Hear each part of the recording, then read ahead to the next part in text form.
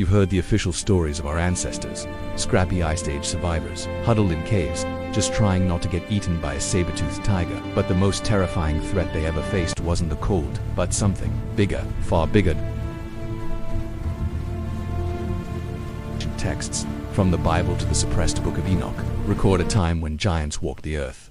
This isn't a fairy tale. It was a brutal, prehistoric war for survival, a time when our ancestors were on the menu for colossal predators known as the Nephilim. Analysis of these records describes titans reaching a terrifying 30 feet in height.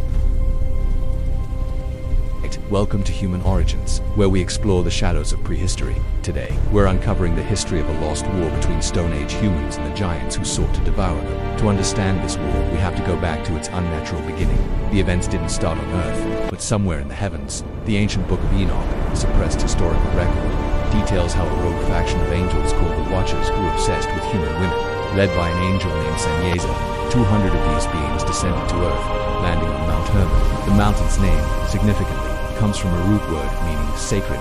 These weren't friendly visitors, they were deserters, abandoning their divine duties for earthly desires. They took human wives, an event documented in Genesis 6 when the sons of God came to the daughters of humans. But the Watchers didn't just bring themselves, they brought forbidden knowledge. They taught humanity how to forge swords and shields, introduced cosmetics and sorcery, and shared secrets of the stars that corrupted the world. From these unholy unions, a new race was born.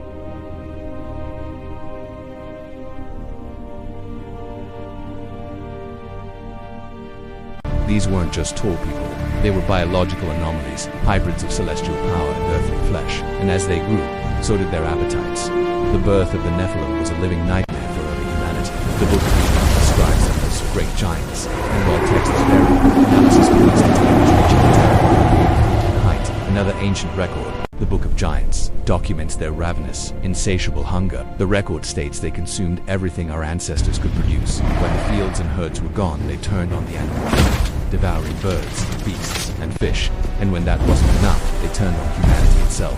This was a world where villagers, already fearing predators in the dark, now faced intelligent, colossal beings who hunted the world daily. The records paint a picture of cannibalistic chaos, where the giants even devoured one another. This wasn't warfare as we know it. It was a planetary-scale infestation. The Nephilim were a plague of flesh and blood, threatening to wipe humanity out of existence before history could even faced with extinction. Did our ancestors just give up? The historical record shows they fought back with Stone Age genius. Though no archaeological site is officially labeled giant battlefield, we can reconstruct the desperate tactics they used based on surviving accounts and the logic of ancient warfare that wasn't a fair fight. So they had to be smart. Think guerrilla warfare. Small, agile bands of hunters used hit-and-run tactics, luring a giant into a narrow canyon before triggering a bolt avalanche from above. This exact strategy is independently documented in accounts of the defeat of the giant. Pitfalls were essential. Deep pits, camouflaged with branches and lined with sharpened fire stakes, would be devastating. A multi-ton giant, with its immense weight, would crash right through and be impaled. From the high ground, humans could then rain down spears, aiming for the only weak spots, the eyes and joints, and of course, there was fire. Flaming arrows and torches were used to herd the slower-moving giants toward cliffs or into ambushes. Fire was a key tool for weakening these massive beasts. But humanity's greatest advantage was cooperation. This common threat forced tribes to form alliances, uniting against their colossal predators. It was a conflict of intelligence against brute force, agility against size, and community against chaos. Our ancestors survived because they outthought their redditors. While direct physical proof of this giant race is elusive, often suppressed or lost to time, history is littered with compelling evidence and corroborating accounts.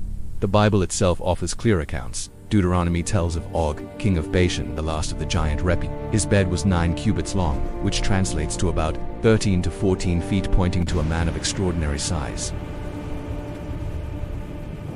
The war wasn't won by human ingenuity alone. The chaos brought by the Watchers and their children had grown so great that a divine reset was needed. Both Genesis and the Book of Enoch document that the world had to be cleansed. The Great Flood wasn't just a natural disaster. It was the final, cataclysmic act that ended the Age of Giants. The waters rose, and the Nephilim swept away. But the Book of Enoch reveals their story doesn't end there. The text states that the disembodied spirits of the slain giants were cursed to remain on earth as the evil spirits and demons that would continue to plague humanity. The war, therefore, never truly ended. It just shifted from a physical battle against flesh and blood titans to a spiritual struggle. The giants were gone, but their malevolent influence lingered, a haunting legacy of the time when our ancestors fought a war against their colossal, half-divine predators. From forgotten battlefields to the swamps of prehistory, the story of humanity is a story of survival. We proved that smarts can trump size, turning predators into prey through cunning and cooperation. If you crave more ancient showdowns, smash that like button and subscribe.